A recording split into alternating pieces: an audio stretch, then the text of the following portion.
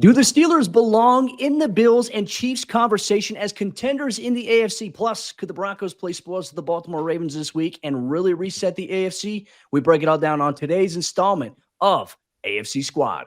You are talking ball with the AFC Squad. From the Chiefs to the Bills, the Ravens to the Texans, and everyone else around the AFC, it's the local experts of the Locked On Podcast Network, bringing you scoops, breakdowns, and the most comprehensive preview of the upcoming weekend for hard-hitting AFC football with our harder-hitting takes. Buckle up, it's the AFC Squad, and we have a seat for you. No hurt feelings allowed. Squad up. You're part of the AFC Squad. Welcome in, everyone, to another installment of AFC Squad. Sit back, grab your favorite beverage, and join us as we get you ready for another wild week across the AFC. Week 9 of the NFL season is here. Today's episode is brought to you by FanDuel. Place your first $5 bet. You'll get started with $200 in bonus bets guaranteed. Visit FanDuel.com to get started. We're joined today by an awesome cast of folks around the AFC. And folks, just a disclaimer, as always, if we don't talk about your team or if your host isn't on here, encourage them to come out of the show because, hey, we're all trying to break it all down, have a good time here. Obviously, let's welcome in Jeff Lloyd, host of the Locked On Browns podcast, Mike DeBate, host of Locked On Patriots, Kevin Ostreicher, host of Locked On Ravens and also Locked On NFL. Chris Carter joining us this week. Locked On Steelers bringing it, the Renegade in the fourth quarter, and Chris Clark of Locked On Chiefs. We have, some of the top-heavy AFC teams here, some teams that have played spoils. Let's open things up, though, by going through a quick recap of everyone whose team played this week that is here. Kevin and Jeff, I feel like we probably can talk about the game between the Browns and the Ravens being the game of the week here. We don't have to. We don't have to. It went down to the wire. It was entertaining. But the Browns coming out on top. Jameis Winston eating W's after the game. Jeff, started off on your end. What happened there in that Browns game? Then we'll kick it to Kevin. Look, there was so much that went into that week. Look, 1-6, like, you know what 1-6 means, just to say that number. We can't lose again. Not that anybody really thinks they're probably going to go on a run that may save this, although the AFC is a little quirky so far this year. But when Kevin and I did the crossover, I'm like, look, this change needed to happen a month ago, and it only needed to happen to put Jameis Winston in to see if, hey, was it just the quarterback? And look, not everything was going well. Not much of anything was going well.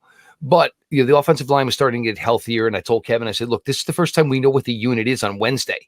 Normally, it's like Sunday morning when we know who the starting offensive line is. And Jameis was going to go out there and just throw the ball. That's what Jameis Winston does. Good, bad, and very similar to the guy that everybody got upset they didn't bring back in Joe Flacco. I'll continue to throw the ball. I will throw it. He's not going to make plays with his legs. He knows he's not. But they all collectively just played better. Defensively, look, they know Lamar. They know him well. They played him 1,000 times, and they got into some situations where, they broke him or only got field goals. Also, to keep in mind, if Justin Tucker didn't miss the earlier field goal, it would have come down to another Justin Tucker field goal. They would have never had to go for the touchdown on that last drive. But look, they're feeling better about themselves. They're about to get out of an era that was comically bad. I don't even know what phrase to use for almost 3 seasons. They're going to be beyond that. And, they were kind of tipped their hand probably to do it, but you're already looking to the rest of this year and 2025 and what was one of the worst acquisitions in the history of professional sports will be behind them from here on out. Kevin, your thoughts on the Ravens? How do they respond? What's the mood after a game like that? Obviously a disappointing loss where we've talked about here on this show. One week the Ravens look like the best team in football. One week it's like, oh, how did they barely pull that one out? What's going on with the Ravens? They dropped the ball. Literally, they dropped the ball. If we can do a whole demonstration right here, guys, it's the Orioles theme ball for the Baltimore Orioles. You catch the ball.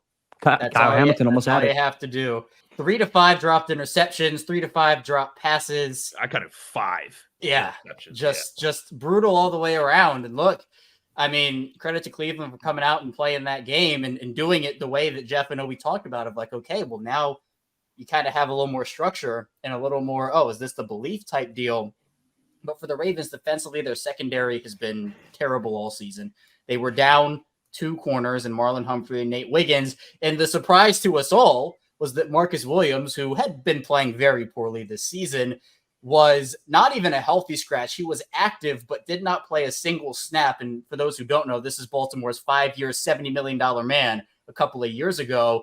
And after the game, John Harbaugh said that's an internal type situation. Keep it in-house, and you never want to hear that. I mean, you don't really know what's going on there. So now you have a situation in Baltimore. You're 5-3. You're the only team in the AFC above 500 with 3 AFC losses. And those obviously can come back to bite you in a big way in a couple of months when we're talking about playoff seeding and playoff just expectations. But at this point, the offense, and I'm sure we'll get to it, the Ravens acquired Deontay Johnson on Tuesday to bolster their wide receiver group, but they need more than that. I think in the vacuum, the Deontay Johnson move is great, but it's how do you bounce back from that? And Deontay Johnson's not rushing the passer. He's not lining up and covering Cortland Sutton against Denver on Sunday. You have to kind of find ways to get better as a team, but not on the offensive side of the ball for the Ravens. Defense, I think, where everybody in Baltimore is looking right now. Well, let's get over to Mike DeBate here. Go ahead. I was just going to ask him, do you think that they overlooked the Browns?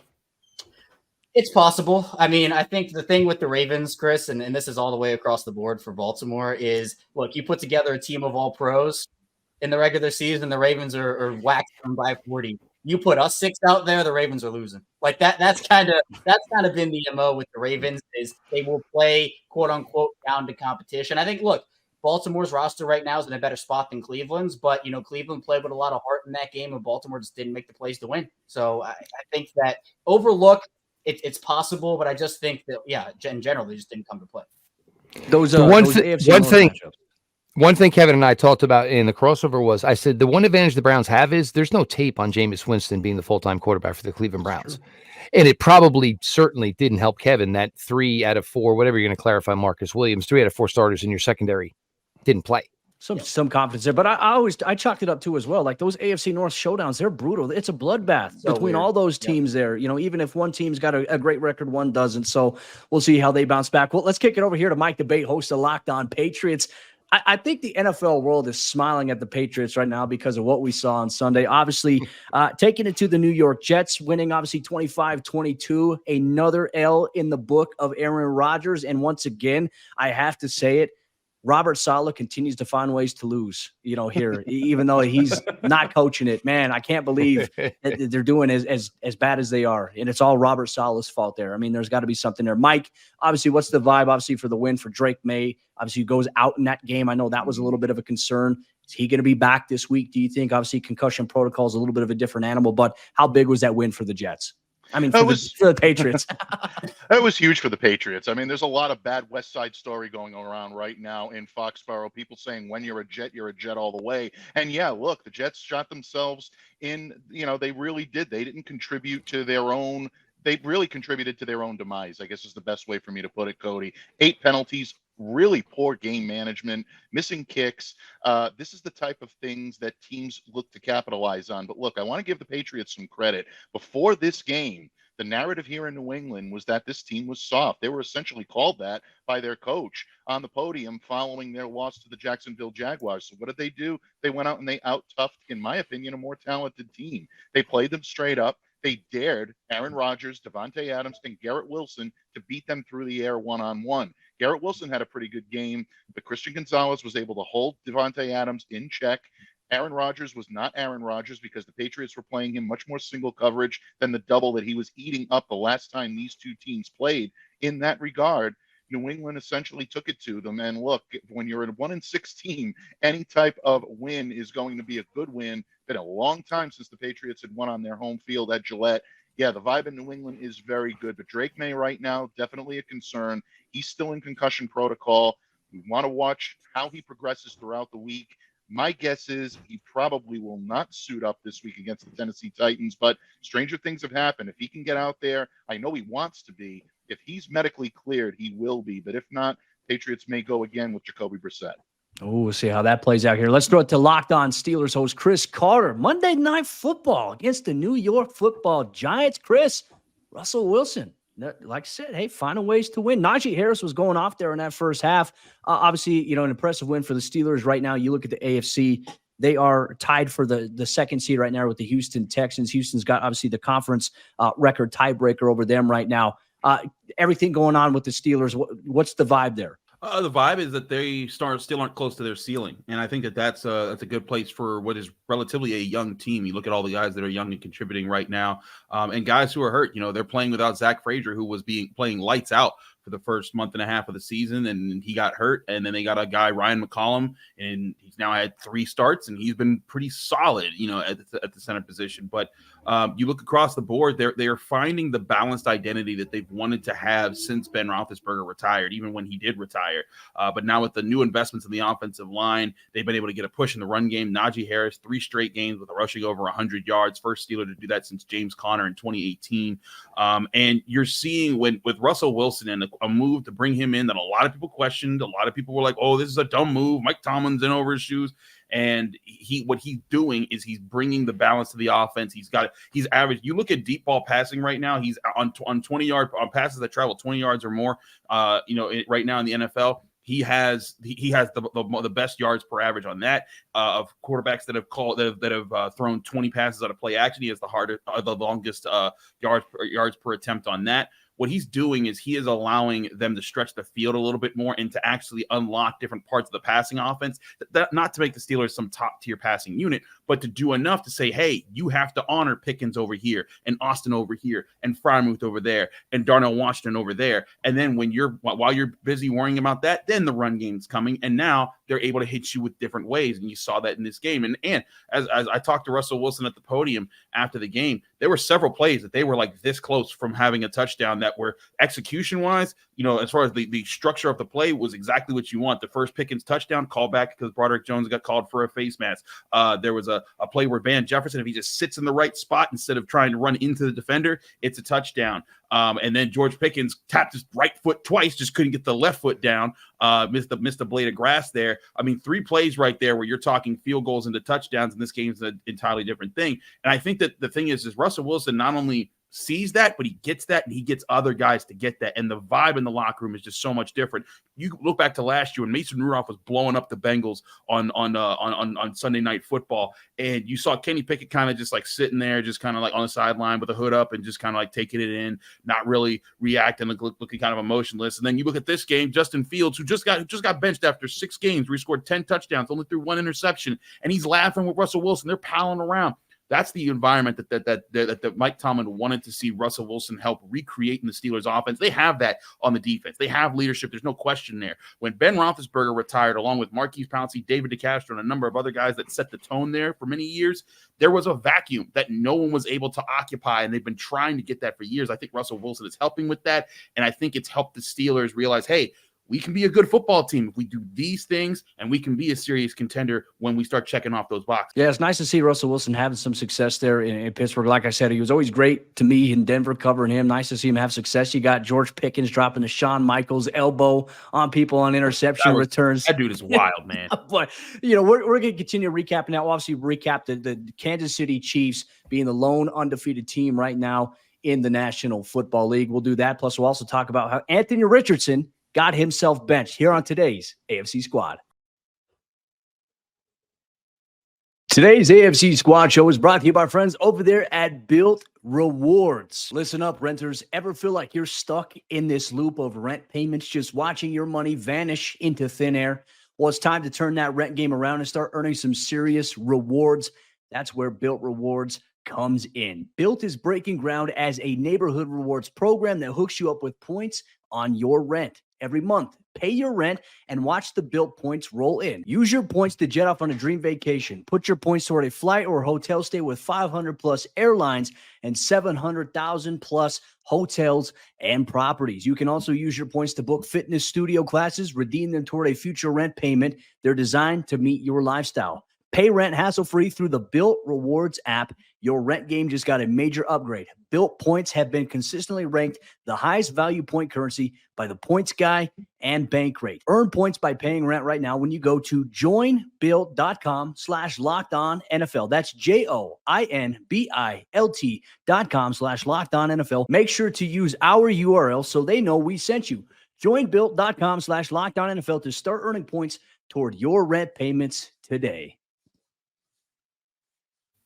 Continuing on, here's AFC Squad episode this week with Jeff Lloyd, Mike DeBate, Kevin Ostreicher, Chris Carter, and Chris Clark. It's a battle of the Chris's here today. As we continue on here, we'll highlight a couple of the other games. So I want to say thank you so much for making all of us your first listen here once again. And As always, disclaimer. If you're in the comments, you're mad that your team is not getting talked about, please hassle and hound your host to jump on here, the AFC Squad Show. Chris Carter's listeners came through for him a couple of weeks ago. My man, appreciate that as always. Chris Clark, we had an opportunity. We went through everyone else and talked about it. The Kansas City Chiefs, the lone undefeated team, coming off of a win against the Las Vegas Raiders. Obviously, some of the storylines building up to that game were based on what happened last year on Christmas. Definitely not, I think, the outcome we expected, but more so like Patrick Mahomes isn't playing his best football still, and yet they're still finding ways to win. It's the most puzzling thing that I've seen this season in the NFL. What went on in that game? Well, I think the big thing and the big story for the Chiefs is they make a move and they go get DeAndre Hopkins, and you bring him in, and he is there for all of 2 days of practice and gets 3 targets in the game, gets 2 catches, one set up a field goal, another one got a first down on the first third down of the game. I mean, he came in and showed why he is one of the best wide receivers that's played in the NFL for a very long time, and that's exactly what the Chiefs needed. I agree with you. Mahomes hasn't played great. He continues to struggle at times, but I also think that the talent around him needs to step up a little bit, and I think that you're going to see a little bit of a different offense with DeAndre Hopkins now in the offense, now in the fold, and hopefully Juju will be back. Maybe not this week, but I think next week. And that will give you another option, in receiving. Then you look at Hollywood Brown late in the season coming back. I think that's going to be a big thing. But watching Hopkins on the field get open in against man coverage is something that Kansas City hasn't had a lot of. So I do think that that's going to help the offense. But, props to the defense. I mean, they get a goal line stand where it's 4th down. They hold them 4 straight downs. Don't allow a touchdown to the Raiders, and the defense kept them in it the whole game. So that's how they're winning right now, and I still feel great about it because I still think Mahomes is going to play better down the stretch, and he'll get better as the rest of the team kind of gets better around him. All right, well, we'll see how it continues to play. They obviously have the Tampa Bay Buccaneers this week, banged up. No Mike Evans, no Chris Godwin. And then next week, they'll host the Denver Broncos. We'll break it down probably next week here. But shifting gears here as we focus on some of the larger storylines around the AFC right now. Obviously today, very interesting news came about. Anthony Richardson being benched in favor of Joe Flacco. Come to find out, it's just based on something that he admitted in a press conference that he absolutely shouldn't have admitted. He tapped out of the game there. Everyone's wondering, okay, hey, is he banged up? What's going on? He said, no, I was tired. I needed a break. I want to throw it around here, get your guys' reaction to that, starting off with you, Chris Carter. It's something that I don't understand what he needed a break from. This guy's a heck of an athlete. Is he mentally strained? Is he physically strained? What's going on there? I think the one thing that Mike Tomlin says is I always want to have to say, whoa, not sick him. Or no, I want to, and that's the whole thing is that if I have to come out here and try to say, hey, do you feel like being a dog today? Do you feel like going and whooping the snot out of whoever's right in front of you? If I have to coach that out of you, I don't want that. And I think that's what, in general, coaches don't want to have to deal with. And if this guy's questioning whether or not he should be in right now, something's wrong with his head. Now, he's a first-round quarterback. You want to give him time to figure it out. Everyone's got different mental challenges. You don't know what's going on in his personal life. There could be a lot of things that explain those reasons. Yeah. But as of right now, the Colts are a team that is not out of the playoff race. They have every reason to be fighting right now, and they got to put in someone who's going to give them the best chance to fight while they work on the mental health of their quarterback, who is pulling himself out in that situation. I think it's, I know that there's a lot of people that, oh, he's soft, he's this, he's that. Maybe he is. I don't know. But whatever it is, the Colts need to have their medical professionals, their mental health professionals work with Anthony Richardson, see what the root of the problem is, and hope that you can come to a resolution that helps him play his best football again. Yeah, and Mike Debate, I'm going to throw this to you just real quick. I want to get my piece in here. I don't feel like they should close the door on him just yet. He's young. He's making that was a mistake that he made, but obviously I think, Chris, you made a lot of valid points about some of the things that maybe could be going on behind the scenes that none of us are privy to. We obviously hope he's going to handle this okay and maybe bounce back here. But Mike Debate, your thoughts here on the Colts quarterback situation. Yeah, I think Chris really summed it up very, very well. I mean, you look at a situation on its face and it does not look good. It looks like a player is tapping out, a young player that should be full of vigor, should be full of vibrance and want to get out there and lead his team to the playoffs. Tapsou's not able to go. We don't know if there are things that are going on behind closed doors that none of us are privy to. And if that is the case, then you have to give him his just due at that point. But look, this flies in the face of what the Indianapolis Colts have been saying all along. Anthony Richardson needs to be out there to develop a synergy with his teammates. And the more he's not out there, it's a detriment to this team if he's going to be the long-term solution. 44.4% completion rate this season, 5th worst in a player's first 6 games of a season since 2000. You need to get this kid out there on the field and need to help him work through it. If it's not going to be a situation where it's a quick fix and he's going to need some time away from the field, by all means, give it to him. But they need a commitment from him that once he steps back on the field, he's ready to go. We'll go Jeff, we'll go Kevin, and then we'll go Chris Clark. Look, this probably isn't a situation that you just pointed Anthony Richardson. I mean, this is where we're at now. Quarterback play, and like Cody, you're going through right now. Bo Nix is, the darling. I mean, had the rookie month of October. But some guys, it just doesn't go that well. I mean, people were leaving Caleb Williams on the side of the road at the end of September. Like, you got to adapt to NFL lifestyle. And look, there's no rhyme or reason on who hits, who doesn't. And all the time that's put into this, I mean, look, it's great, and we all love covering the NFL draft. But at the end of the day, is the kid going to hit or not? And I don't think anybody truly knows. But Anthony Richardson, let's be honest, there was a very small amount of time playing college football. And what are we seeing now? Because of NIL. And I think like the top 3 or 4 quarterbacks we're already talking about in the 2025 class are all older than Anthony Richardson, who's now in his 2nd NFL season. So, you base these things and make major decisions. And, look, again, we don't know what the kid's personal situation is. But basically, the Indianapolis Colts took a kid who threw, 400 passes in college? 445? And basically said, you are hopefully the next decade of this franchise. So it's tough because, and look, Bryce Young's going, I mean, all of these kids, so much is put on you. And what do we all talk about? Oh, he needs to play. Oh, well, he needs to sit. And you could talk to 12 people and 6 of them will say he needs to sit. 6 of them will say he needs to play. But look, for the Colts, it's a really difficult situation. I'll be honest, the way the AFC is kind of looking, I'm not sure it's going to matter either way who the quarterback is for the Colts. You're probably only going to get one team out of the South, probably. But, look, you don't like to see this for any young athlete, and you always worry about how much is put on a kid's plate too fast. Look, we all know he is an exceptional talent, athlete. And maybe years ago it would have been you have to sit for a little bit, like the plan was maybe for a Lamar Jackson, obviously. But when you make a decision at 10, I think it was overall in the drafts, he's got to play. He's got to play right away. And, if it flames out, it flames out. Coaches' jobs are even shorter than quarterbacks' jobs.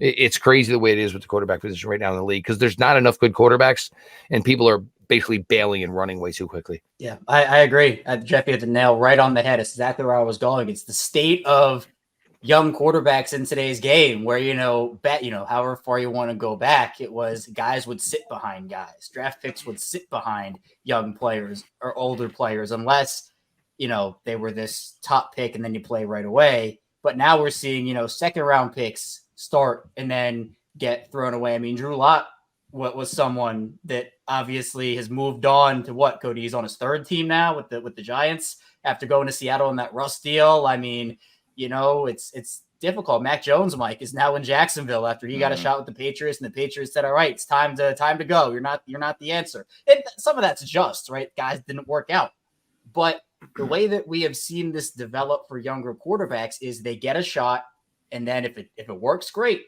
If it doesn't, then they're benched, and all of a sudden there are questions about, is this really the guy? Should this guy get traded? I mean, Cody, it's one of the reasons why Zach Wilson is now in Denver is because the Jets were like, all right, well, we tried this out, really didn't work. Now get out of here. We don't want They might have been better with him this year. The timeline it shortens up. Would have been better. Yeah. But the timeline shortens for these younger quarterbacks now. And for Anthony Richardson, who clearly needs development, as all young quarterbacks do coming out of college. It's not just an Anthony Richardson thing. It's definitely a learning experience for him because he's not the only one that's tired out there. All of his teammates are tired. Yeah. All of his teammates are putting their bodies on the line and making sacrifices. And Anthony Richardson, quarterback, is obviously the position that you look at to be a leader, to be the leader of the team in a lot of different cases. And him tapping out like that and then, he's just, all right, I'm tired. Well, I mean, everybody else is too. And I think that he'll learn from this. but it's certainly a pretty bad look. That's a fantastic point, Kevin. That's exactly where I was going to go with it. Is a quarterback you cannot tap out. I mean, if you're injured, that's one thing. If you're tired, I'm sorry, you can't tap out. And it was the third down. That makes it even worse.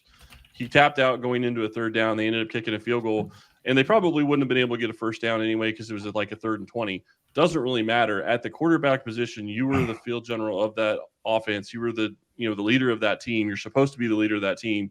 You can't tap out in that situation. Injuries happen, and I get that, but being tired isn't an excuse for it. And you're right. You have other young quarterbacks. Desmond Ridder is now with the Raiders. He played a couple of snaps with the Raiders.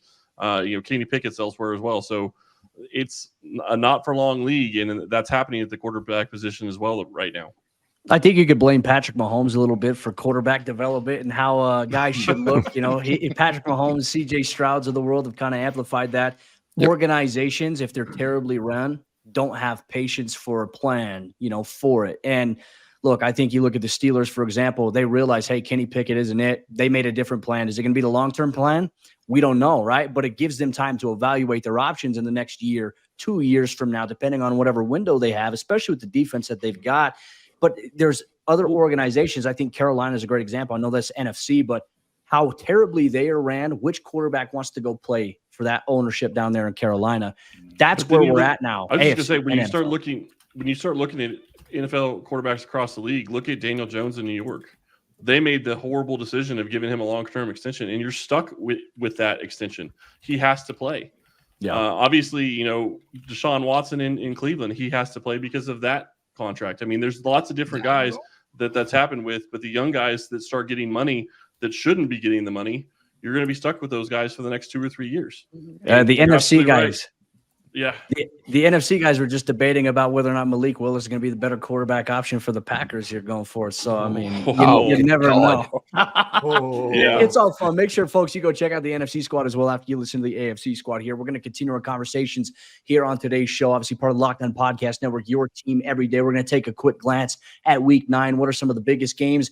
And if the Broncos somehow find a way to spoil a road win here against the Baltimore Ravens, how does that change the landscape of the AFC? We'll break that down much more here on today's squad.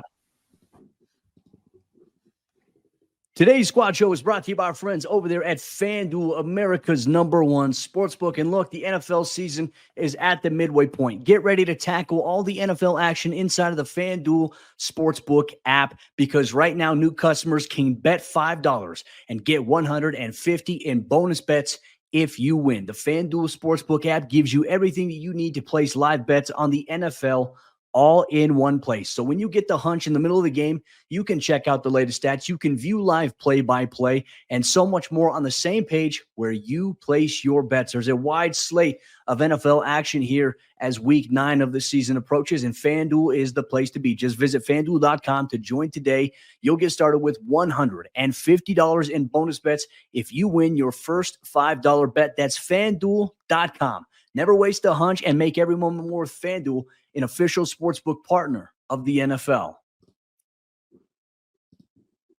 Is the Baltimore Ravens season on the line this weekend, as well as a handful of other teams around the AFC, depending on these matchups in Week 9? Welcome into another episode of Squad Show here, Locked On Podcast Network, your team every day. Obviously, a lot to get to. Let's not waste any time, gentlemen. Obviously, looking at some of the bigger games right now for the AFC in general, we got obviously a road matchup here. The Denver Broncos traveling to take on the Baltimore Ravens. Obviously, right now, Denver is 8.5-point underdogs in that game, but you have a battle between one of the NFL's top defenses and one of the NFL's top offenses in terms of what Lamar Jackson, Derrick Henry have in store there. There's that game. Obviously, Kevin, I'm going to open it up to you here.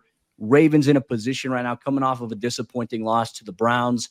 Hungry, probably looking to get back on track here. Denver's a tough test there defensively. The biggest question mark I feel like in this game, and we'll get everyone else to chime in, I feel like is Denver's offense, the lack of consistency, even though the Bo Nix is playing well right now.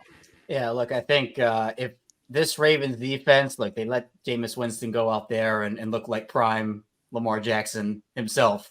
So if they do this to Bo Nix and they let Bo Nix throw for 300 plus and the secondary still struggles, I mean, you have so many other issues than just if they lose that game to the loss, because the Ravens had a tough stretch early in the season, right? They go up against Patrick Mahomes and Josh Allen, Joe Burrow, Dak Prescott, Baker, Jaden Daniels. This next month tells you a lot about the Ravens season. And Denver, look, credit to them. I mean, they've turned it on and they've been a really, really good football team. And it's a game at home. And this defense just is looking for answers. And historically, under John Harbaugh, rookie quarterbacks, second-year guys, younger players struggle with the way that this Ravens defense operates because they throw so many exotic things at you, and that has carried over from coordinator to coordinator. But a lot of the issues this year, it's not everything, with Baltimore's defense has been Zach Orr, the new defensive coordinator, first-time play caller, no high school, college, pro experience, and that inexperience certainly shines through. So, I'm not going to go as far and say, if the Ravens lose this game, it, alters their season or their season is over. There still will be conference record is the tricky part. But that's the thing. What I'm going to say is if they have 4 AFC losses by the time week 9 is over, if they don't win the division and if they lose this game, Pittsburgh comes out of their bye as the biggest winner of week 9. I mean, I feel like at that point you might be in a tough spot.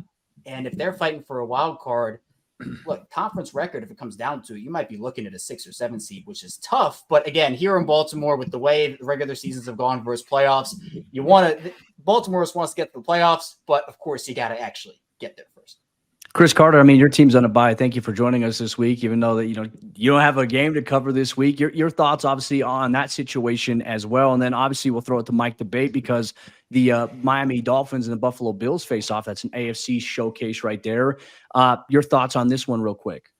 No, I think that the Ravens are in a position. Listen, in the Pittsburgh Post-Gazette, we did our season previews. My 2 Super Bowl teams were the Ravens and the Lions. I thought those were going to be the 2 teams facing off in the Super Bowl this year. I had the Lions winning it all, but I have a lot of confidence in the Ravens team as they're constructed. And I think adding Deontay Johnson, for as many head cases he can give you sometimes, he's still a heck of a player, one of the best route runners in football. He's going to get open. Lamar Jackson is going to find ways to use him and make him dangerous. But like Kevin said, I'm worried about that defense and the lack of ability to take advantage of opportunities. Jameis Winston threw the ball to them several times. And I counted 5 times where they legitimately should have had an interception, including the one that Kyle Hamilton should have had to close out the game there.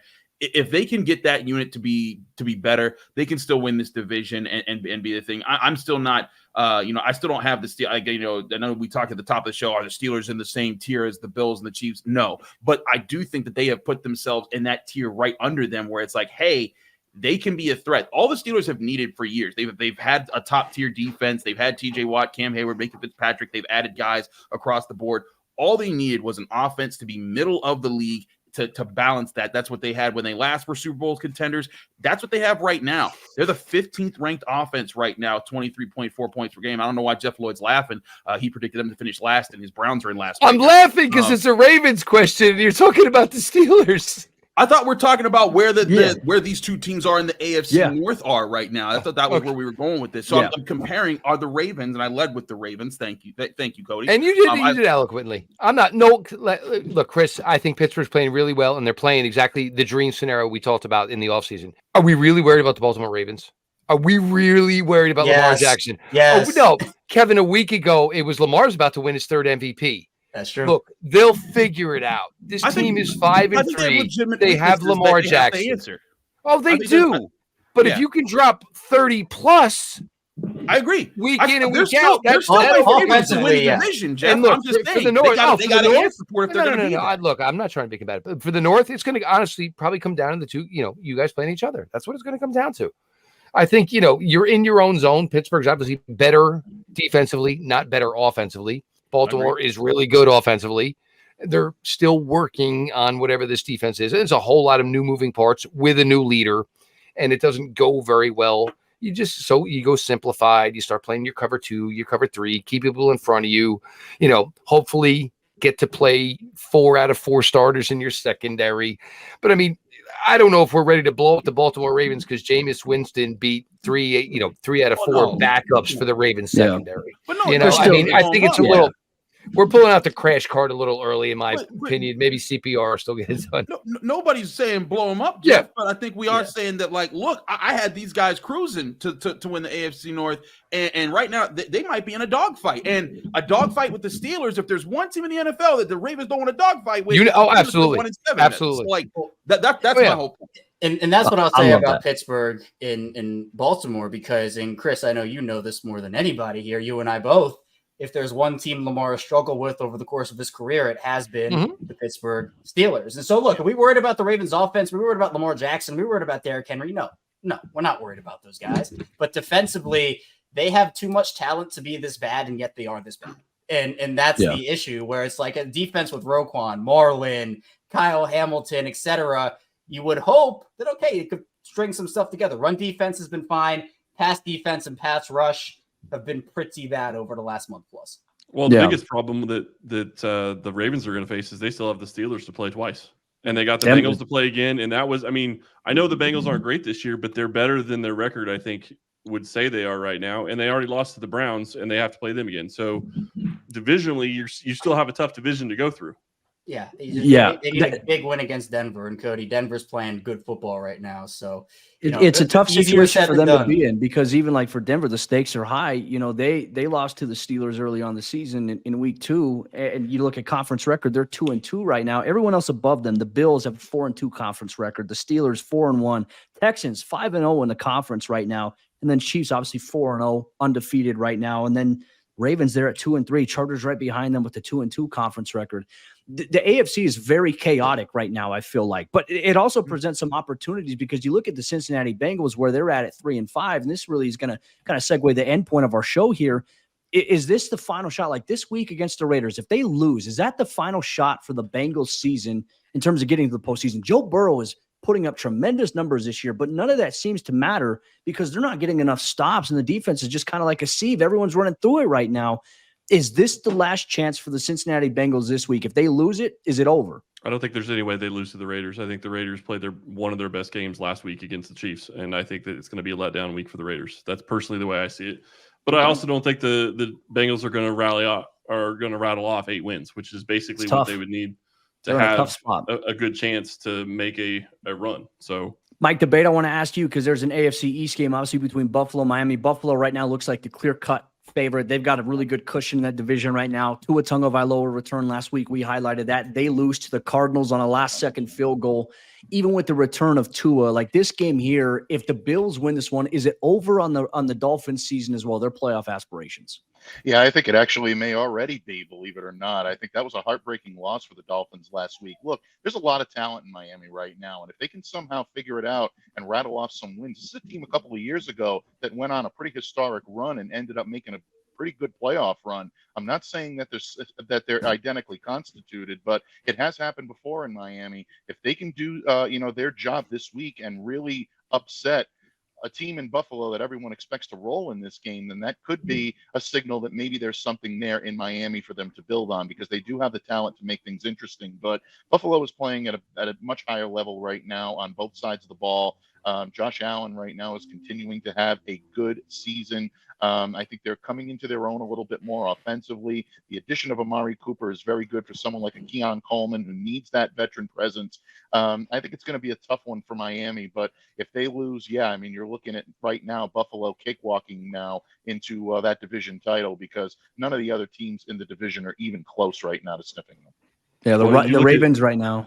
Go ahead. You look Chris. at conference record. I was just going to say 2-3 for the Dolphins. I mean, you're in a situation just like you are with the other teams. With Baltimore being 2-3, you lose another conference game, you're going to have a hard time, climbing out of it to try to even make the back end of the playoffs. Yeah, division winner's not going to happen, but. Well, I think everyone right now, too, like if you're looking at the playoff picture, you're looking at the standings as it is today. I think if you're the Ravens, if you're the Broncos, you're hoping that the Browns take care of business this week against Justin Herbert and the Chargers. It's always tough to play in the dog pound, so that there could be some good credence to that. You look at some other games as well. I mean, Chris, your Chiefs, they host the Tampa Bay Buccaneers. Who knows what Tampa Bay team's going to show up, just even though that they're banged up.